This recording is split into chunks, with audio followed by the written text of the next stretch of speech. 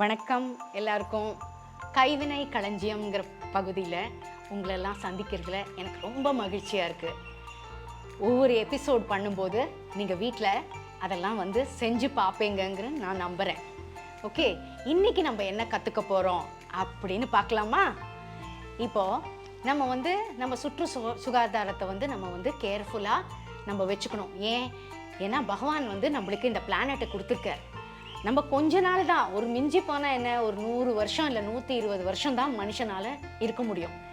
அந்த 100-120 வருஷத்துக்குள்ளே நம்ம இந்த இடத்த நம்ம இருக்கும்போது இதை விட எவ்வளவு பெட்டராக பண்ணணும் அப்படி நம்ம உயிரை விடுறதுக்குள்ளே இந்த பிளேஸ் பியூட்டிஃபுல்லாக இருக்கணும் அப்படின்னு தான் நம்ம நினைக்கணும். இப்போது பாரத பூமியில் எல்லா டிஃப்ரெண்ட் டைப்ஸ் ஆஃப் கிளைமேட்ஸ் இருக்குது, நிறைய மக்கள் இருக்கா. அது மாதிரி நிறைய பேருக்கு நிறைய ஹேபிட்ஸ் இருக்குது.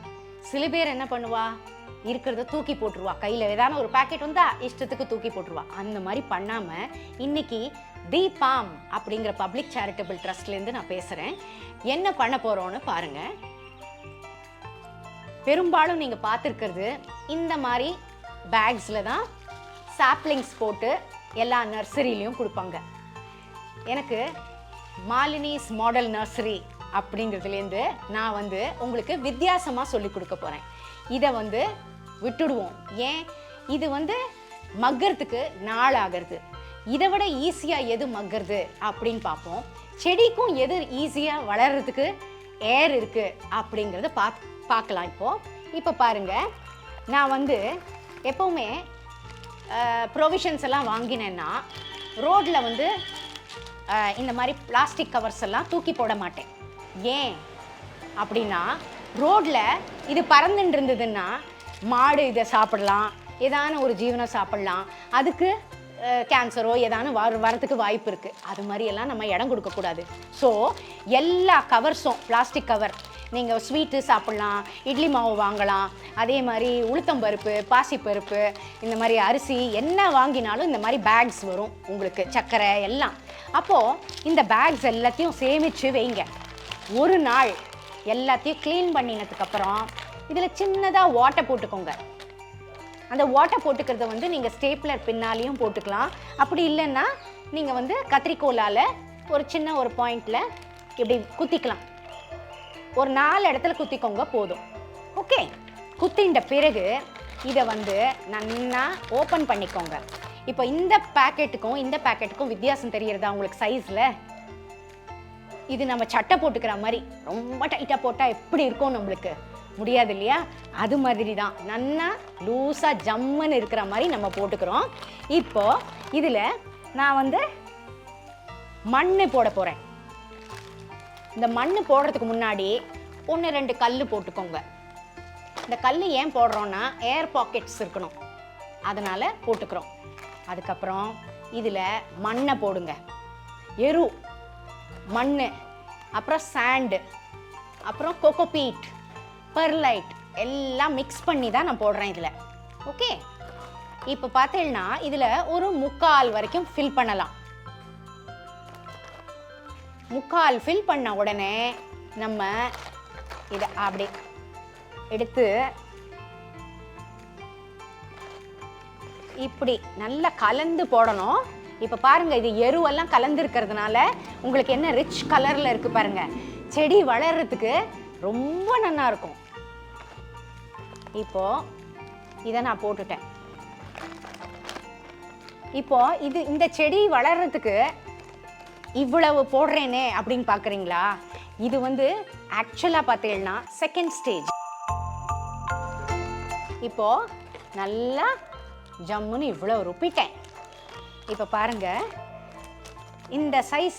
இப்போ ஒரு சட்டி இருக்குன்னா அந்த சட்டிக்கு ஏற்ற மாதிரி இருக்குது பாருங்கள் இது. ஸோ நீங்கள் சட்டியே வாங்க வேண்டாம், பணத்துக்கு மிச்சம். அதே மாதிரி செடியும் பியூட்டிஃபுல்லாக வளர்கிறதுக்கு நான் இப்போது வாய்ப்பு சொல்லி கொடுக்க போகிறேன்.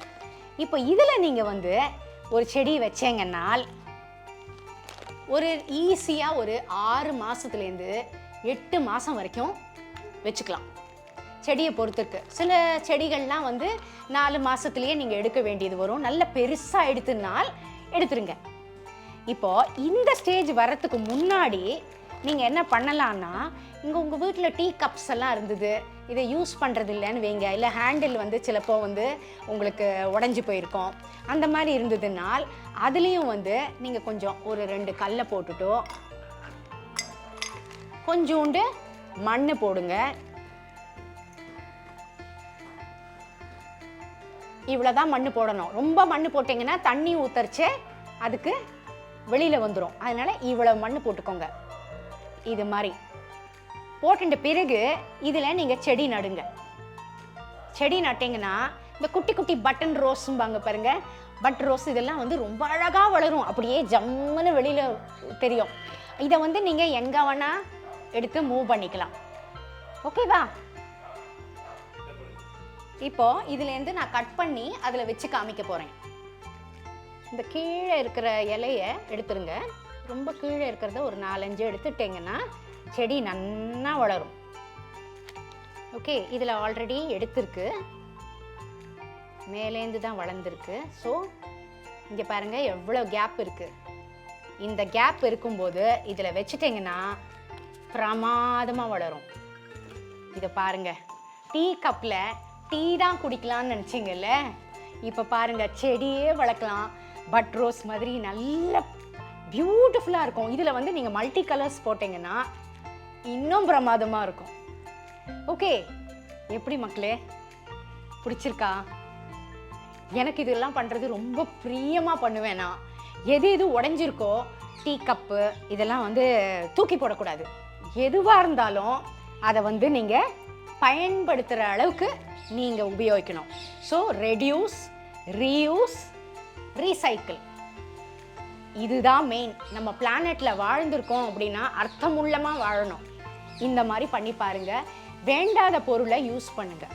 இப்போ பார்த்தீங்கன்னா கொட்டாங்கச்சியில் மாத்திரம் இல்லை, அப்புறம் வேஸ்டான பிளாஸ்டிக் கவர்ஸில் மாத்திரம் இல்லை, கன்ஸ்ட்ரக்ஷன் பண்ணினவா வந்து அவளோட கம் பூட்ஸை வந்து தூக்கி போட்டுருவா. இப்போ பார்த்தீங்கன்னா இதெல்லாம் வாட்டர் கம் பூட்ஸு, ஆனால் எவ்வளோ அழகாக பிளான்ட் ஹோல்டு எப்படி இருக்குது பாருங்கள், ஜம்முன்னு பிளான்ட்ஸை வந்து ஹோல்ட் பண்ணுறது. இதை வந்து நீங்கள் என்ட்ரன்ஸில் வந்து you can just keep it, அந்த ஷூ வைக்கிற இடத்துல வச்சிங்கன்னா let your shoes rest a while here அப்படிங்கிற மாதிரி இது காணிக்கும். இது வந்து பார்க்குறதுக்கும் அழகாக இருக்குது, வித்தியாசமாகவும் இருக்குது. ஸோ நீங்கள் வந்து கம்பூட்ஸ்க்காக தேடணும்னு அவசியம் இல்லை. உங்கள் குழந்தைகளோட ஸ்கூல் ஷூஸு, அப்புறம் வேறு ஏதான ஷூஸ் என்ன இருக்கோ அதில் வந்து சாண்டல்ஸில் எதுலெல்லாம் அழகாக வைக்க முடியுமோ அது அதில் போடுங்க. ஓகேயா? ஸோ வெளியில் ஆக மொத்தம் தூக்கி போடாதீங்க, எந்த பொருளையும் வேஸ்ட் பண்ணாதீங்க. அதுதான் essence. From the palm, a public charitable trust. வணக்கம்.